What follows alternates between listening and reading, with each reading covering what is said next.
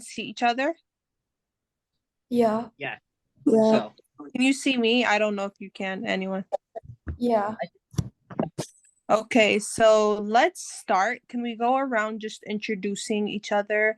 I'll start. My name is Eden. I'm Selma. I'm Yuanchen Zhao. You can call me Cecilia. right, my name is Jet. Okay, I'm Dolores. All right, is that everyone, I'm guessing? Yeah, I think so. Okay, so I'm guessing we all watched the video. So let's start with the first question. How many national corporations can you name? I think like Apple, Coca-Cola, and Nike are already making their mark in places like China and India. They're not just selling products, they are changing the way things work over there, from the economy to what people want to buy, and even how they act and think about stuff. For instance, with Apple bringing smartphones into China, it's not just about making calls anymore. People's whole way of interacting during business and getting information has shifted. And when these big international names come in, they sort of blend their own style with the local vibe, influencing everything from the clothes people wear to the food they eat. It's like they're mixing up a whole new culture. Yeah, I agree with you. Um, Even in question one, there's a second question where it says, what is the potential impact of their products in countries like China or India or other specific countries, even your country? So, yeah, just like Apple, Samsung, like the big companies, I feel like they create like opportunities for people, employing them.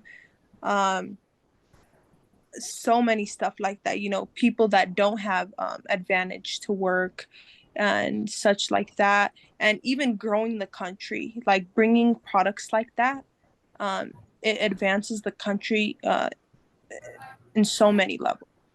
Yeah. Yeah, I got my hand raised, and yeah, I definitely agree. I like to add on another big multicultural corporation that impacts, influences, our cultures and different cultures is Amazon. I like to mention another one, Amazon. It really changed the spirit of how we shop, and what we wear, and things we're interested in. So I feel like Amazon's another big factor into concerning, the impacts, the potential impacts of products around the world, not only in China and India, but all around the world. Yeah. I was sorry, can you guys hear me? Yeah. Yeah. Yes. Okay, great. I agree with all of that. I feel like we're all kind of like on the same page when it comes to multinational companies or corporations. I was kind of thinking more so of like, I think right now, because like we're in the age of social media, um, a lot of like we're seeing a lot of that kind of take place and how it impacts countries. So for example, I mean, I know Google isn't really considered like social media, but it kind of has a foot on both, like where it's like a business and it kind of has a footing on social media. And I think also TikTok is a really big one right now. Obviously, TikTok started off, I think it was China, and it's placed a really big role on multiple countries, whether it's policy or like their own like national companies. So yeah, I think like that's like a really big one that we're seeing kind of like on the rise today. And then as for the impacts, or potential impacts, I think an obvious one, and I think a few of you guys already said this, was influencing economy, or just like local economies. It's really been helping, I think, kind of like, for example, Amazon will allow small businesses to kind of grow, or like eBay, for example, or Etsy, things like that, where it's like allowing, it's kind of stepping foot on both that social media aspect, allowing this like, allowing like multiple nations to kind of connect but also impact those like small businesses in those specific nations, if that makes any sense. Yeah. Yeah, I agree with you very much. Yeah. Does anyone else want to add anything before we move on to the next question?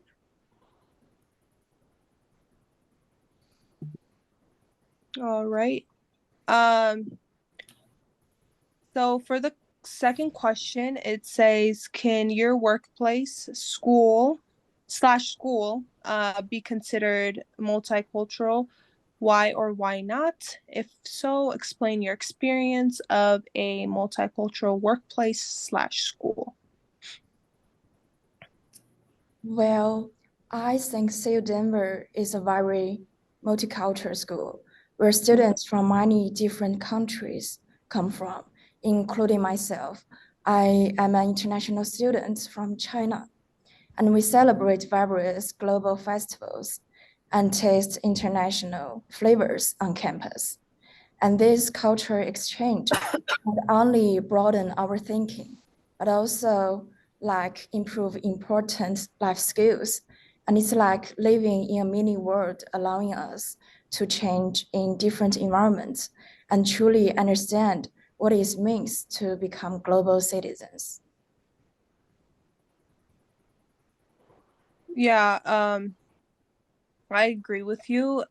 Adding on to that, even in my workplace, um, I think it's considered multicultural because it's so diverse compared to the school I went to. I think the school I went to wasn't as diverse because there were specific groups, and I felt like I was different. I feel like when you feel different in an environment, when you feel like you stand out, I don't think it's diverse. But when you see that everyone is different, you kind of, I don't know how to put it into words, but it's not the same. I feel like if you're the only one that stands out, it's not multicultural. My work is super diverse. There's so many of us from different parts of the world. Even we all like share stories every day. Like we even ask each other questions like, "Oh, where are you from? How's your country different from my country?" And we just compare and see the differences, the similarities.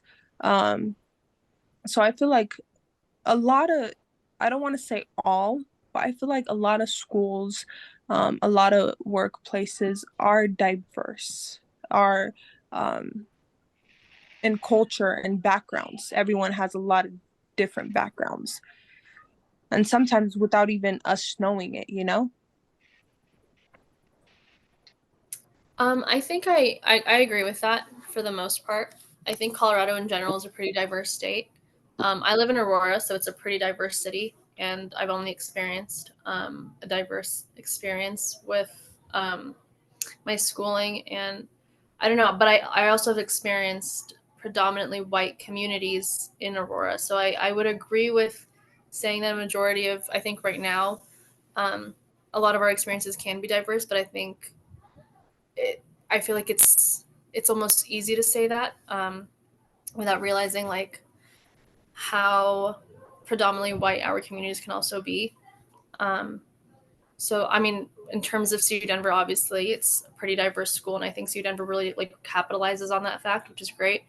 But like I've worked at Orange Theory before, which is like it was like almost a year ago, and it's predominantly white, and it's literally in Aurora. So I've kind of experienced both, and I think even like you would think even now, like in terms of like for example, like Black History Month, like they don't even acknowledge it, but it's like silly things like Tequila Tuesday, like that's like things that they want to acknowledge, and like that's their terms of diverse. Um, so I don't know. I think that's just my experience, but like for the most part, I've been lucky to have a multi-diverse school and like work, but it also like you said, like knowing that you're the only one that acknowledges, for example, like I don't know, like let's say a genocide that's happening on the other side of the world, or the fact that Black History Month is quite literally happening, but your boss doesn't want to acknowledge it. Like that, those are situations that are very much happening. Um, and it's unfortunate that it happens even today because you would think that like right now, like with social media and with like the political stance, like people would be more woke. So yeah, that's my personal experience. Yeah, Yeah, very nice. go ahead. Yeah, thank you. Yeah, I also want to, talk about my experiences. I think my workplace, more specifically, does incorporate a lot of multicultural experiences. For example, I'm a career service coordinator, so it's my job to work with students from, different initiative backgrounds, so different backgrounds and different ethnicities and languages. So it's kind of in my job to do so. And I have a specific example, but discuss more about the next question, which we had a miscommunication.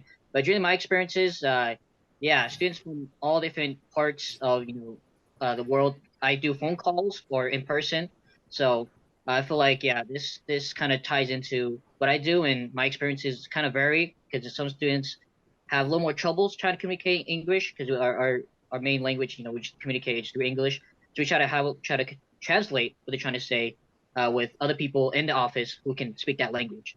So that's kind of my experiences with that. Yeah. Wu, did you have anything you wanted to add?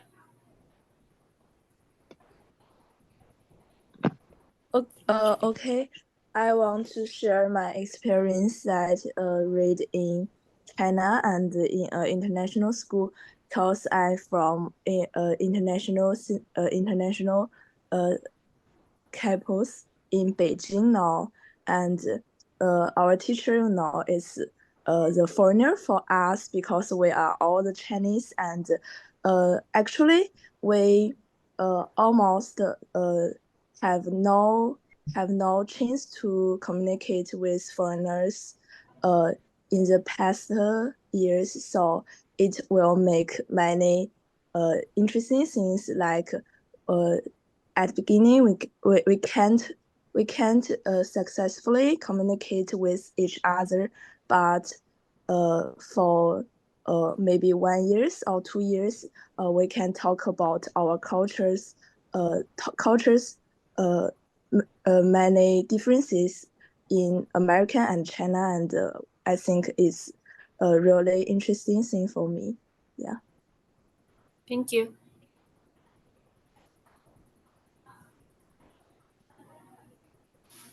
Does anyone else want to share, or should we move on to the next question? I think we should move on.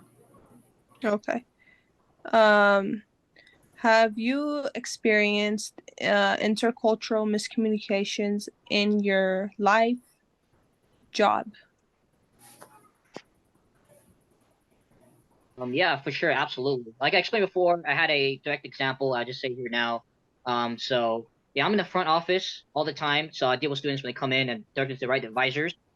So yeah, we had a half Japanese student come and walk in, and how we communicated is, he kind of had a broken English accent, very deep, very it was hard to explain. It was hard to understand him at certain points, but I think after long conversation of hand motions and try to figure out what environment he needs to speak to in his classes, we eventually got to get to what he wanted. Figure out his answers, the answers that he needed to for him to move on and get to his right classes and figure out the whole system how the school works. So, but yeah, I think that was the most interesting one for me. I had other experiences, but that's the one that I wanted to point out. Yeah, I since I work at the airport, you know, I see everyone like from, different backgrounds, people coming from different countries, different states. So, and sometimes, since I work at an airport at a restaurant, um, sometimes, there's miscommunication when I'm taking people's orders. When I take their orders, I ring it up and the food comes out, they're like, oh, this is not what I said. So, how they said it, on my end, I misunderstood, and also on their end, they misunderstood me. So, it creates that misunderstanding. So I agree with you on that in your experience. I don't think I've personally experienced. I mean, I think I'm pretty lucky to say that I haven't. I've been a receptionist for a few years, and so thankfully, like I haven't had a situation like that. God forbid I do. But my mom, like both my parents are immigrants, and so I've seen it like happen, and like they both have accents, so I can see how frustrating it is when they're trying to say something and the other person isn't understanding, or the other person is like just trying to be like as close minded as possible, not trying to push past like the accent or anything like that. So I don't know. I do have sympathy like when I hear situations like that because I get it. Like it's frustrating, and I'm assuming like Eden, like the airport's always busy. Like you're trying to like get the food out, and they're being frustrating, or they're not trying to understand you, or small things like that, or they're probably throwing attitude. So yeah, I thankfully have never experienced anything like that, but like I recognize it, and I've seen it with my family or my sister, and so yeah, Oh that yeah. is as close as my experience. Yeah, no, I've had some customers like walk out because, Yeah. that the communication wasn't there. Not that I was not trying to communicate, Sure. but misunderstanding, miscommunication, and sometimes it makes people angry, They get Oh, frustrated. yeah. It's a frustrating thing. Yeah. It's like, why aren't you understanding me? I'm trying to be as clear as possible, and then throw in like an accent in there, and then it's a hot mess. So Yeah, I yeah. your guys' experiences for sure.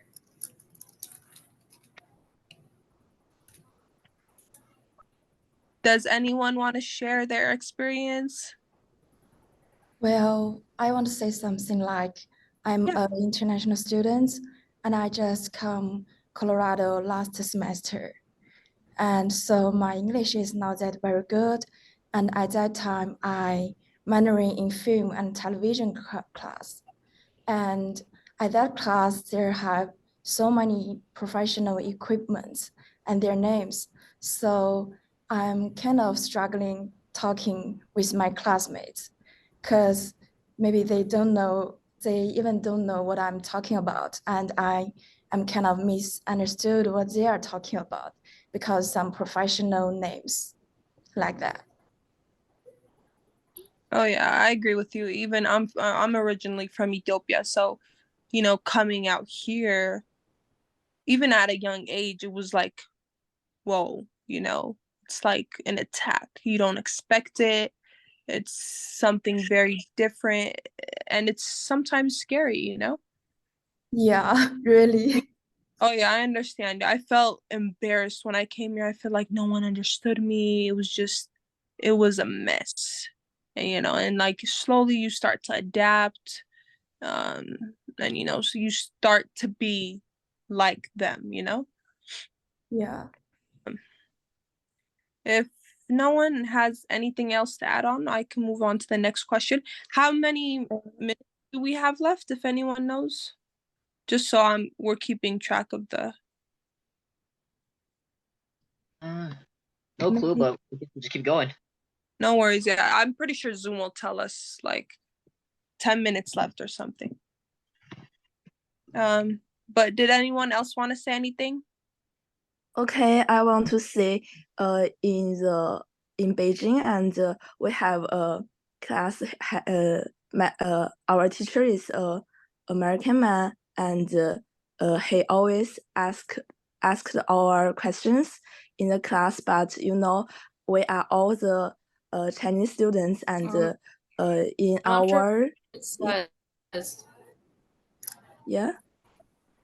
In our culture, the students always keep silence in class, and we are not encouraged to say a lot usually. So we always keep silence, but he may be angry sometimes, and I think it's a case of the uh, international miscommunications. Yeah. Mhm. Yeah, thank you for sharing. That's really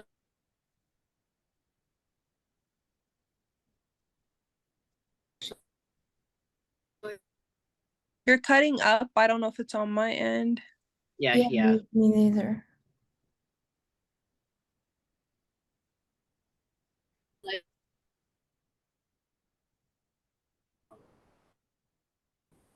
I was saying like that's really interesting. The fact that us are mad, but on the other side, no.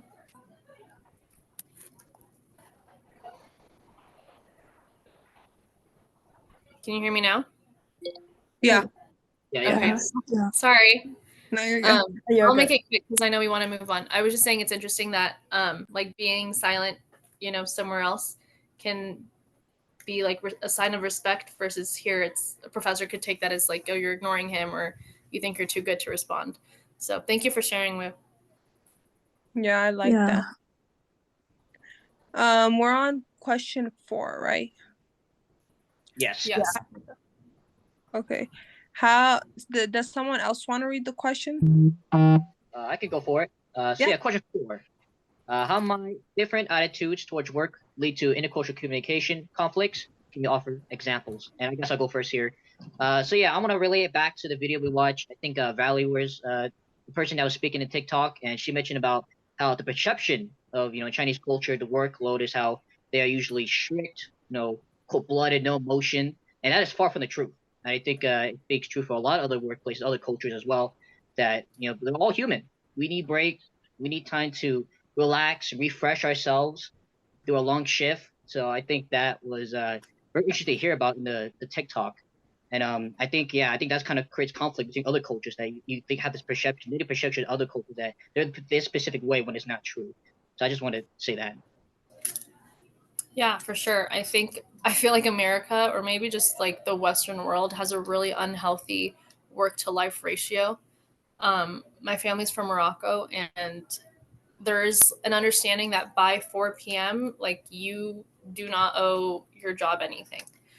Um, and here we've got overtime, and it's just, I think it's very, very unhealthy. And I think when my parents first came and they tried to kind of like express that, it was more seen as like you're lazy rather than no, like this is the hours that I'm providing you, and this is my time limit. Um, so it's like the insane difference. And I think it plays even at, like it plays a role into like even like American mental health.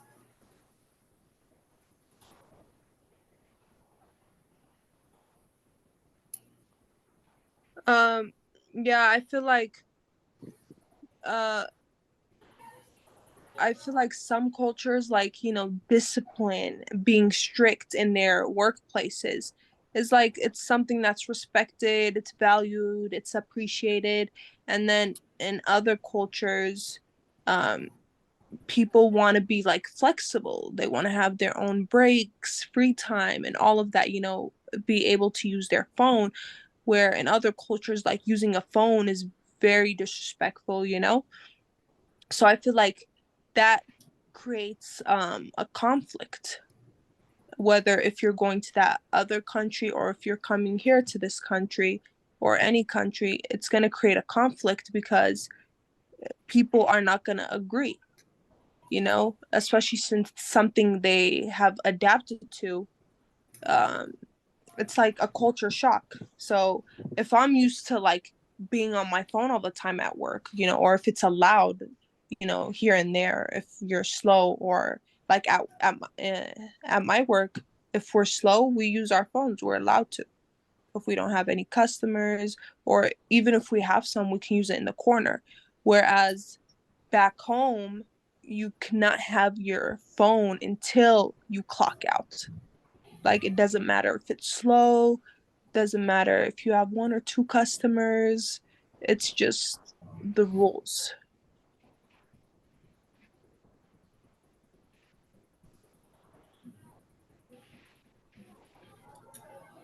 Well, I want to say that when people from different cultures work together, there are different ways of doing things. Sometimes may cause some conflict. For example, in China, I think maintaining some image and reputation or face saving is very important, and especially in the business. So therefore, maybe some people talk like use different communication methods. They may accidentally like offend their like Chinese people. And this may lead to some awkward moments and even disagreements. But however, understanding and reputing this culture can make things go smoothly and ensuring that everyone can interact and make things more effectively. Yeah, I like that point that you brought up, um, about how cultures have different ways of doing things. Like, let me say, if this is just, just a random example, like, let's say if you're used to washing dishes a certain way, right? Or taking orders from someone a certain way, and then they're like, oh, no, you have to wash dishes this way, or you have to take orders this way. You're like, no, but this is how I do it. This is how I want to do it. So it creates the problem, the difference. And it just makes it harder. There's going to be so much tension in the workplace. Um, yeah, a lot of tension. It's hard. Yeah. Your meeting will end in 10 minutes. Oh, So letting you guys know it's 10 minutes now. It gave me an update. I don't know if you guys got it. yeah, I saw Yeah. that. Yeah. Does anyone else want to add anything?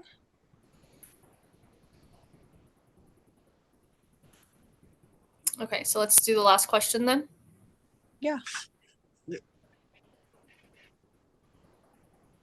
Does anyone want to read it? I could go again. Okay, let's go. Question 5. So let's see. How do the communication styles of honesty and harmony differ? And I got an answer for that. I think for me, it was kind of hard to make my own personal answer for this, but I feel like they're two definitely the difference between them is like honesty is more direct type of Mhm. style, and harmony is like a more polite way to say it to make sure there's no conflict in the communication. So I feel like that's like the main difference between the two. Yeah, I wrote the exact same thing. A lot of like cultures are very straightforward, and that is like their way of communicating honesty rather than like sugarcoating. Um, I don't know. I feel like a lot of cultures are kind of like learning how to be a little bit of both. My family is Arab, and so they're very straightforward. Like they will hurt your feelings. And here in the United States, we're very like we sugarcoat, and we're like, no, let's not do that. So um, it's interesting to see the difference between the cultures. Yeah. Yeah.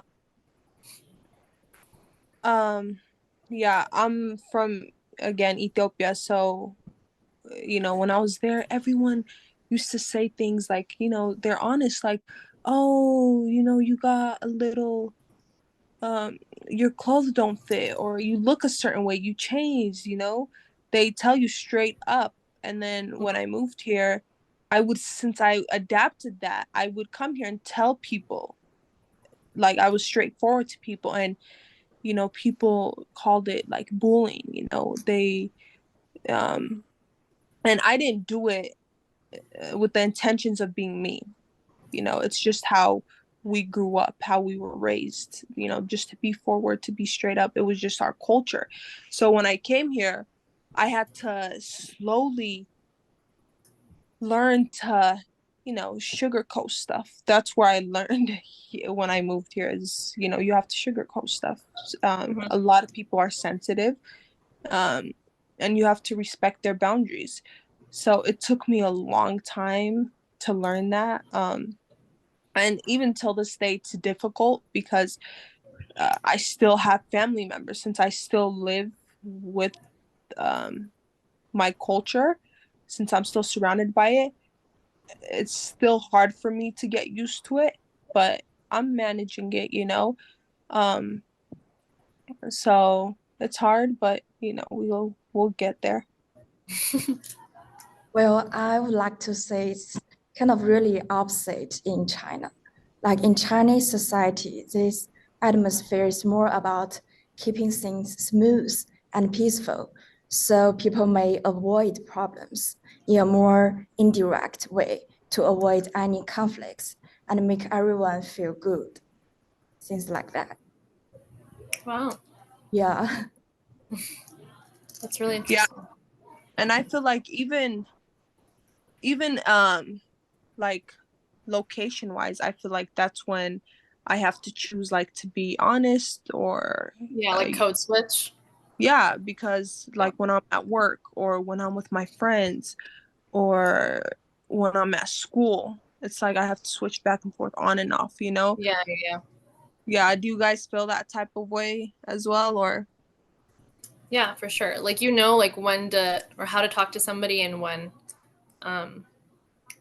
We only have 5 minutes and I want to make sure that Woo, if you wanted to add anything before.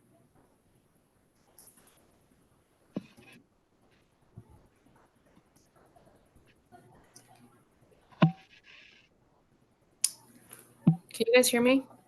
yeah. Yeah. Okay. Sorry. I I was didn't just know if you, yeah, I was like, I don't know if she can hear me or not. I think she's good. Woo. Me? Yeah, did you want to add anything before we end our session? about the Okay. I think in China, the peoples communicate mostly harmony, such as in our just like roommates. Maybe she take a clothes for me and ask, "Do you think it's pretty?" Sometimes maybe we don't like this deal, but we will say, "Yeah, it's really good for you," and I think it's pretty. But maybe sometimes we just want she happy uh and very uh a great example for the Spring Festival, because we usually to see our relatives, and sometimes we will not say the true things, and we want make the others happy, and it's usually the most important thing. yeah, I agree with you. Even like different states have like, um they have like different ways. Like I know New York is super honest, like woo. Yeah. I have friends out there and sometimes I do forget that I'm an honest person. So when they're like very honest with me, I'm like, whoa, I'm just Yeah. still shocked about it because I forget I turn it off. And then I'm like, I have to remind myself, oh, turn it on because of my atmosphere. And Yeah, for sure. uh Even like this like Texas and they're very oh, sweet and yeah. oh yeah. Oh yeah. All right. Before we end this discussion, does anyone wanna go back to a question, add anything? I just want to give everyone a chance. I'm all good. Thank you. Yeah. All good? Yeah. Yeah. Ready? Okay, thank you guys so much. And one person has to submit it, or is it all? Just I one think person. it's only I one think person. just one person. Yeah, I can just send the cup. Yeah. Okay. Okay, thank you Great. so much. Thank you. Bye, guys. Bye, guys. Have a good day. You You You too. too. too. Thank you. Bye. Bye, y'all. Bye. Take care. Bye.